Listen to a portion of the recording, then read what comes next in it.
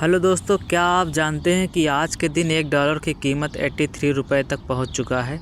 दूसरी तरफ एक यूरो ने तो 90 रुपये क्रॉस कर दिया है और पाउंड्स की बात करें तो 105 रुपये हो चुका है।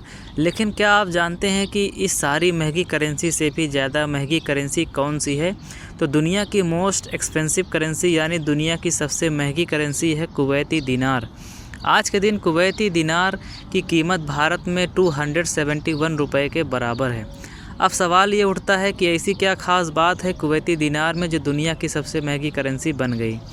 लेकिन सबसे पॉपुलर करेंसी तो यूएस डॉलर है, वो इतनी महंगी नहीं बन पाई, मगर कुवैती दिनार कैसे बन गई। तो आज के इस वीडियो में हम जानेंगे कि कुवैती दिनार इतनी महंगी क्यों बन गई। इसको जानने के लिए हमें कुवैत की हिस्ट्री में जाना होगा। तो आज से लगभग 80 साल पहले कुवैत में इंडियन करेंसी चलती थी जिसका नाम था गल्फ़ रूपी, जो कि भारत के रिज़र्व बैंक ऑफ इंडिया के द्वारा इशू किया जाता था। तो दोस्तों, आखिर ऐसी कौन सी मजबूरी थी जो कुवैत जैसी कंट्री को इंडियन करेंसी का इस्तेमाल करना पड़ा था। तो दोस्तों, आपको बता दें कि लगभग 200 सालों तक यानी 1763 से लेकर 1961 तक ब्रिटिश राज का कंट्रोल रहा था गल्फ़ एरियाज़ में। इसी एरियाज़ में छोटी सी कंट्री कुवैत भी था और भारत में भी ब्रिटिश सरकार का कंट्रोल था। इसलिए ब्रिटिश इंडियन सरकार ने सोचा कि कुवैत एक छोटी इकोनॉमी वाला देश है, क्यों ना यही इंडियन करेंसी यहाँ भी इस्तेमाल किया जाए। तो कुवैत में ब्रिटिश इंडिया सरकार ने इंडियन करेंसी नोट चालू कर दिया जिसे गल्फ़ रूपी कहते थे। ख़ास बात ये थी कि ये गल्फ़ रूपी भारत में इस्तेमाल नहीं किए जा सकते थे। अब बात ये थी कि बाकी देश की तरह कुवैत में पेट्रोलियम की सेल उतनी नहीं हो पाई थी, जिसकी वजह से कुवैत की इकॉनमी बहुत कम थी। बाद में 1961 के बाद कुवैत को ब्रिटिश राज से आज़ादी मिलती है और 1963 में कुवैत पहली अरब कंट्री बन जाती है जो अपना पार्लियामेंट इलेक्शन करवाने वाली और अपना कॉन्स्टिट्यूशन बनाने वाली कंट्री है।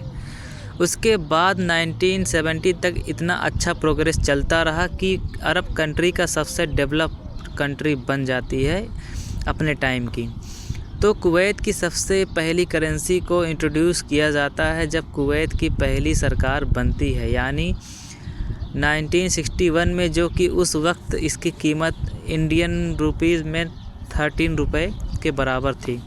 इसके बाद कतर, ओमान, यूएई ये सारी कंट्री अपनी खुद की करेंसी क्रिएट करती है। तो दोस्तों, अब बात करते हैं किस बेसिस पर किसी भी कंट्री की करेंसी चलती है। तो दोस्तों, फिक्स्ड एक्सचेंज करेंसी का मतलब होता है कि आप अपनी करेंसी फिक्स्ड कर देते हैं किसी दूसरी करेंसी के साथ।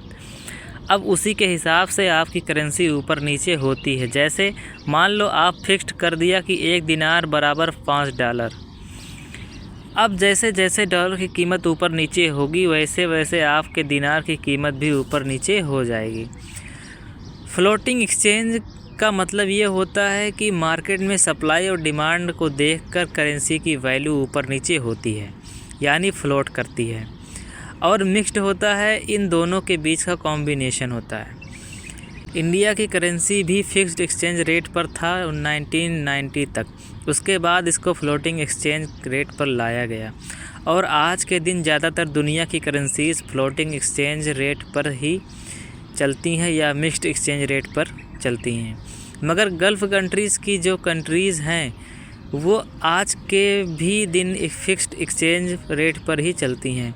अब सवाल ये होता है कि कोई भी देश अपनी करेंसी को मेंटेन कैसे करता है। तो इसके लिए उस कंट्री को अपनी करेंसी मेंटेन करने के लिए फॉरेन एक्सचेंज रिज़र्व रखना पड़ता है। वैसे दोस्तों, अगर हम करेंसी की बातों में नॉन गवर्नमेंट करेंसीज़ को जोड़ लें तो दुनिया भर की सबसे महंगी और वैल्यूएबल करेंसी एक्चुअली होगी बिटकॉइन, क्योंकि आज के दिन एक बिटकॉइन की वैल्यू लगभग 56,88,000 के बराबर है। बाकी करेंसीज़ की तुलना में इसकी वैल्यू इतनी ज़्यादा क्यों है? क्योंकि आजकल इसकी डिमांड बहुत ज़्यादा है और लोग एक्चुअली इसे ख़रीदना चाहते हैं। दिन ब दिन क्रिप्टो करेंसी की एडॉप्शन बढ़ रहा है। जैसे अपने भारत देश में भी आरबीआई ने कह दिया है कि क्रिप्टो ट्रांजैक्शन को जारी रखा जाए, जिससे और लोग मोटिवेट हो रहे हैं क्रिप्टो में इन्वेस्ट करने के लिए।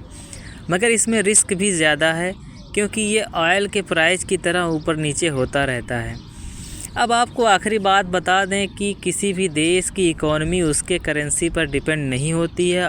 और दोस्तों, इतनी ज़्यादा वैल्यूएबल करेंसी होने के बाद भी कुवैत इकोनॉमिकल क्राइसिस से गुजर रहा है, क्योंकि कुवैत के पास इनकम का कोई और ज़रिया नहीं है सिवाय तेल के। और दोस्तों, इसके अलावा फिर भी कुवैत सरकार के द्वारा अपने लोगों को free income tax, free education, free electricity, free gas, इसके अलावा बहुत सारी सब्सिडी दी जाती है।